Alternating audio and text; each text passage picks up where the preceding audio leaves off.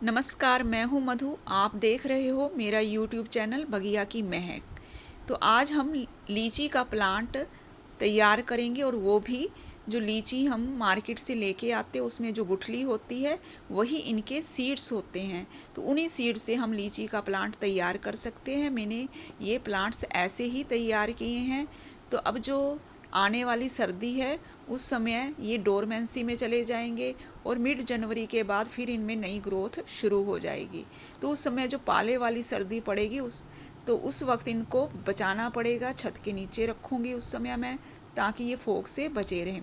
ये मेरे 2 महीने पुराने प्लांट्स हैं। तो इनको मैंने कैसे तैयार किया, आज की ये पूरी वीडियो इसी पर ही है। तो चलिए मैं दिखाती हूँ आपको कि सीड से हम कैसे लीची के प्लांट्स तैयार कर सकते हैं। मार्केट से पूरी पकी हुई लीची लेके आएँ, और खाने के बाद जो गुठलियाँ बच जाएंगी उनको इकट्ठा कीजिए, और एक कांच का गिलास लीजिए, उसमें पानी डालिए और उसमें 3 दिन के लिए इनको भिगो के रख दीजिए। तो 3 दिन के लिए पूरा इनको भिगोना है आपने। 3 दिन के बाद अब मैं इनको कोकोपीट में लगाऊंगी।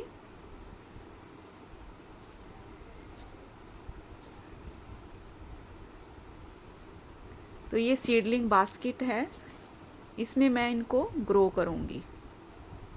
और कुछ मैं जो सीड्स है वो नॉर्मल जो गार्डन सोयल होती है उसमें भी ग्रो करूंगी। आप दोनों में से किसी में भी कर सकते हो, जो नॉर्मल गार्डन सोयल होती है उसमें भी और कोकोपीट में भी। अब ये जो सीड्स है वो थोड़े थोड़े इनमें स्प्राउटिंग चालू हो गई है। तो इनको आप 2 तरीक़ों से कर सकते हो सीड्स को प्लेस, एक तो वर्टिकली और एक आप हॉरिजॉन्टली भी। तो वर्टिकल करते वक्त आपने जो स्प्राउटिंग पार्ट है उसको नीचे की ओर रखना है।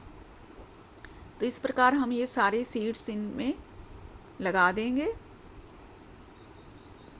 तो सीडलिंग बास्केट में लगाने का ये फ़ायदा होता है कि हमें पता चलता रहता है कि इसमें जो रूट्स है वो निकलनी शुरू हो गई हैं या नहीं। तो इसके जर्मिनेशन का प्रोसेस हमें पता लगता रहता है।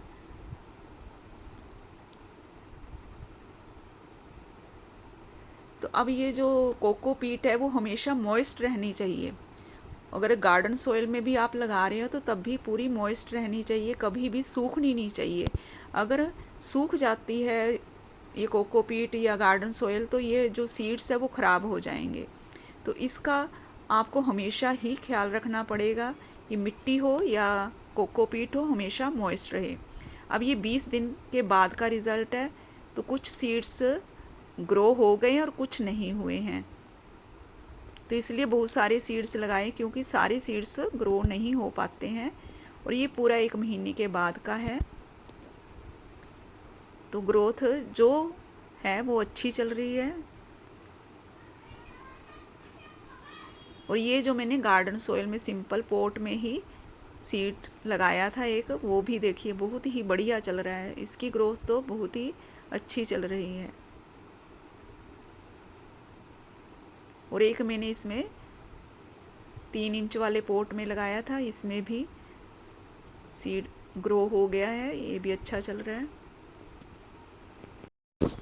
अब जब इनकी इतनी ग्रोथ हो जाए तो इनको हमें किसी बड़े पॉट में शिफ्ट करना है, वरना ये जो सीडलिंग है वो सारी ख़राब हो जाएगी। अब मैं इनको पॉट में शिफ्ट करने जा रही हूँ। तो देखिए अब आप इन रूट्स देखिए कितनी लंबी लंबी जा रही हैं। तो अभी हम इनको डिस्टर्ब नहीं करेंगे, ऐसे ही लगा देंगे, क्योंकि मौसम में गर्मी बहुत है तो प्लांट्स ख़राब भी हो सकता है। और जब मौसम ठीक होगा, थोड़ी सी सर्दियाँ शुरू हो जाएंगी, तब मैं इनको जो बास्केट है वो काट के दोबारा रिपोर्ट करूँगी। तो अभी फ़िलहाल पानी दे देंगे।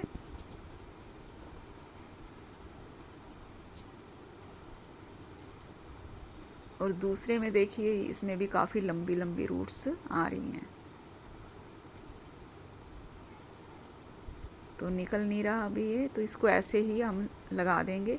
अगर रूट्स जिसमें अंदर होगी वो अच्छे से निकल जाएगा। तो देखते हैं, अगर किसी में ऐसे हुआ तो वो मैं फिर बास्केट में से निकाल के उसको रिपोर्ट कर दूँगी।